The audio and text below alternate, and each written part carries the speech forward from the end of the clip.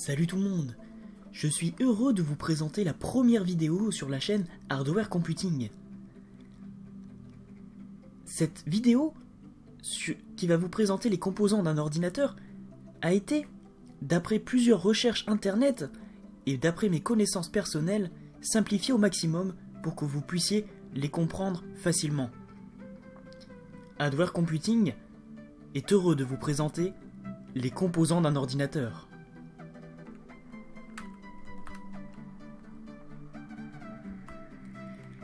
Nous allons commencer dans un premier temps sur les écrans d'ordinateur. Qu'est-ce que signifie LCD? Quelles sont les différentes dalles sur un écran d'ordinateur?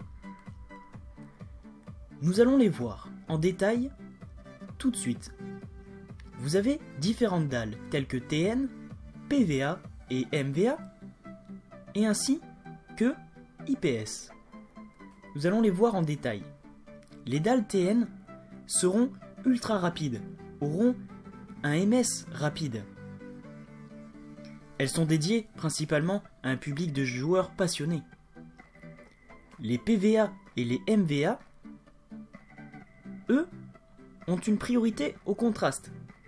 Alors que signifie le contraste? Tout simplement, ça va vous permettre d'afficher un noir très sombre, des couleurs très sombres et très claires à la fois. Elles seront, ces dalles, orientées plutôt pour la vidéo ainsi que les photos, c'est-à-dire les graphistes et les web designers. Nous allons terminer sur la dalle IPS. Celle-ci, cette dalle-là a un avantage, elle a un grand angle de vision. C'est-à-dire que la personne à côté de vous va avoir la même qualité d'image et la même vision que la personne qui est face à l'ordinateur. Celle-ci, je la conseille pour de la bureautique. Vous pouvez voir la petite image en bas qui résume à peu près en une image ce que nous venons d'expliquer. Nous allons continuer tout de suite. Nous allons étudier le clavier et la souris. Vous allez me dire, mais c'est banal, on sait tous qu'est-ce qu'un clavier et qu'est-ce qu'une souris d'ordinateur. Mais quand nous présentons les composants d'un ordinateur, nous sommes obligés de présenter le clavier et la souris. Le clavier, tout simplement, il va exister avec fil ou sans fil. Je le conseille bien sûr en filaire, vous aurez moins de soucis, mais malheureusement un peu plus d'encombrement que sans fil. Il y a un avantage et un désavantage. Sur un clavier, vous allez avoir des claviers spécifiquement étudiés pour la bureautique, pour le graphisme. Il y a un clavier pour chaque utilisation différente maintenant. Surtout, l'ergonomie a été améliorée sur le clavier.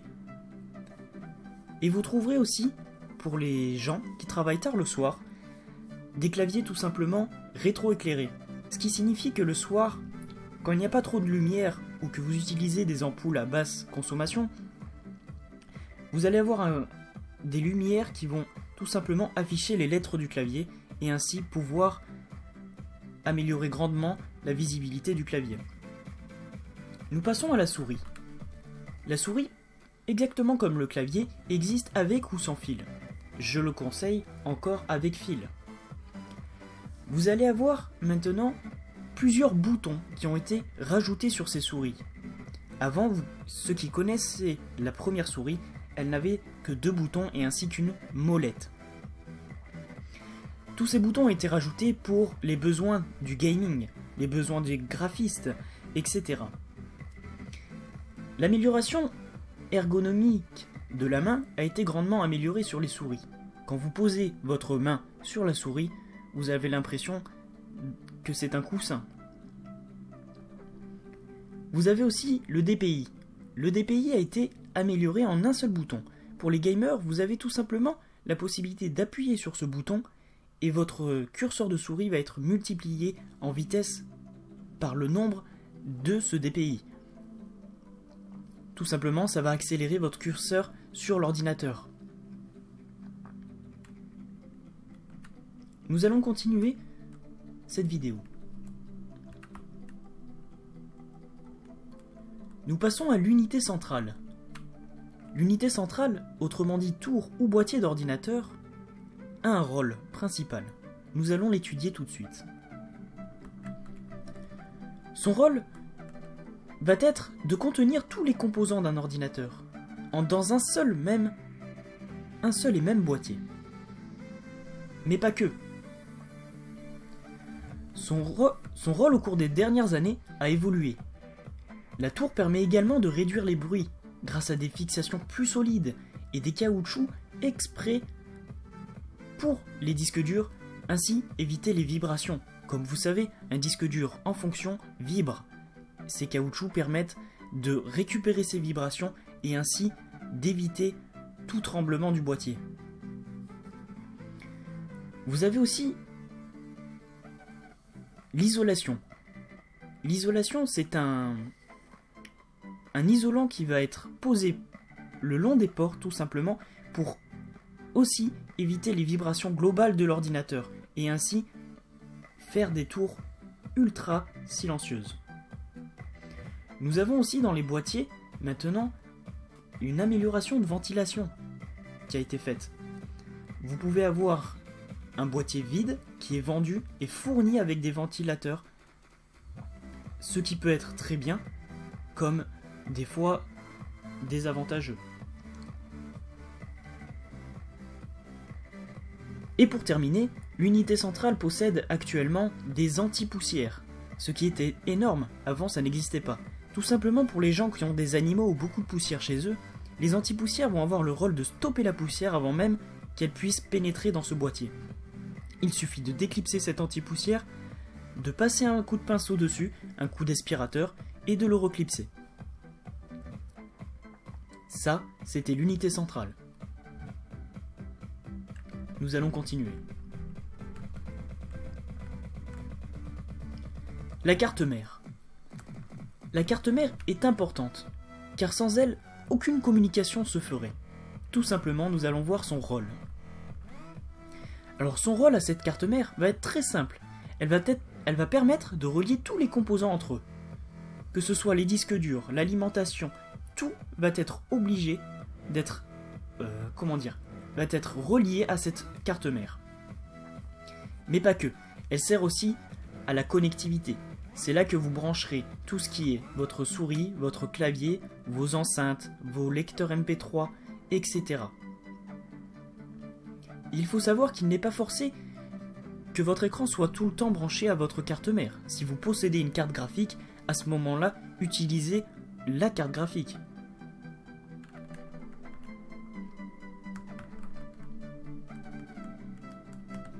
Nous arrivons au cœur, le processeur, le cerveau de l'ordinateur. Nous allons voir son rôle, comment choisir un processeur, et à quoi peuvent servir plusieurs cœurs.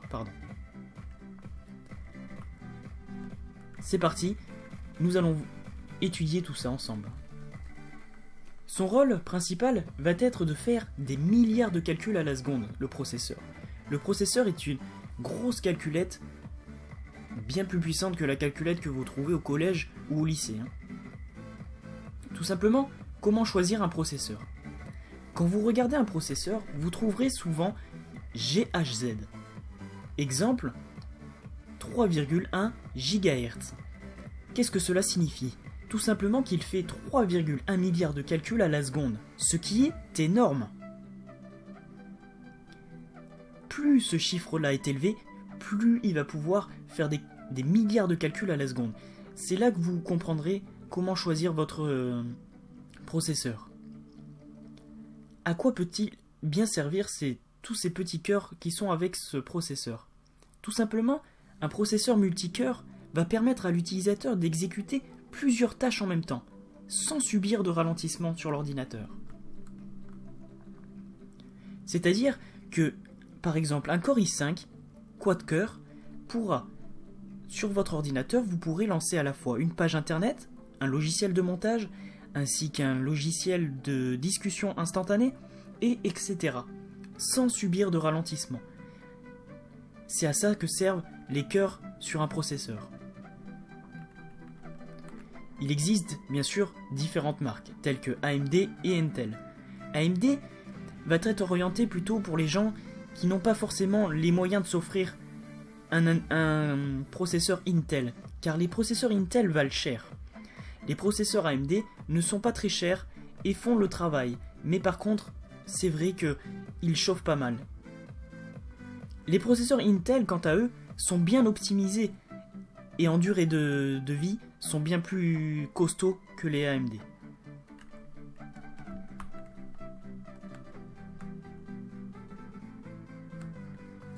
Nous passons maintenant à la mémoire vive, autrement dit la RAM.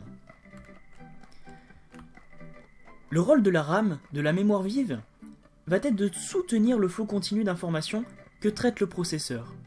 C'est-à-dire que quand vous utilisez votre ordinateur, un tas de flux continu d'informations va aller jusqu'au processeur pour qu'il puisse faire les calculs de ces données. Mais il ne peut pas recevoir des 5 milliards à la fois de calculs. C'est pour ça que les mémoires vont temporiser en fait ce flux, et quand le processeur en aura besoin, il va demander à cette mémoire vive, et la mémoire vive va l'envoyer au processeur, tout simplement. Quand vous voulez acheter une barrette de RAM, vous allez voir souvent le K, le CAS. Qu'est-ce que c'est? Qu'est-ce que le K? Tout simplement, le K, ça va être la vitesse de réponse de la mémoire vers le processeur. Plus le K des barrettes de RAM est bas, plus la réponse va être rapide. Bien sûr, il faut savoir que ces barrettes, plus vous descendez en K, plus elles valent cher.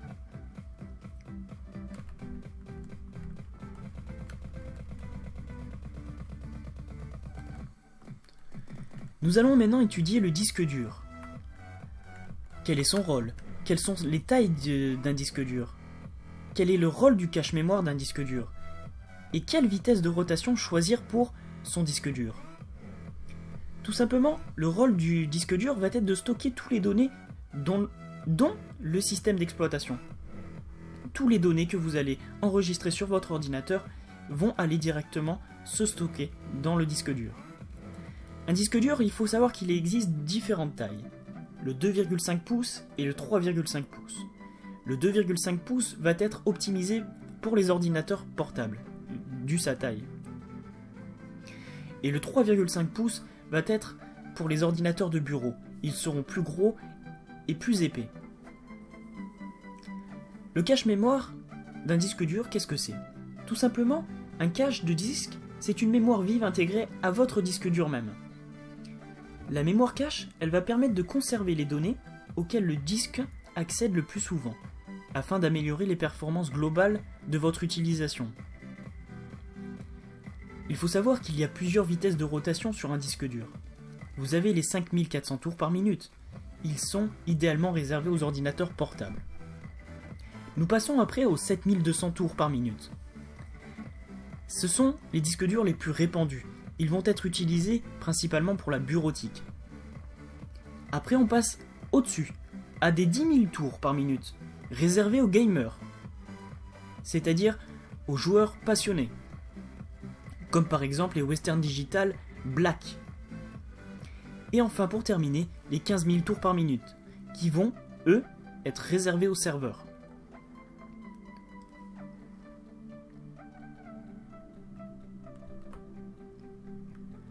J'espère que cette première partie vous a plu sur la présentation des composants d'un ordinateur. Si elle vous a plu, n'hésitez pas à laisser un j'aime et un commentaire, pour ainsi que la deuxième partie puisse sortir. Je vous souhaite un agréable et je vous souhaite aussi une agréable journée.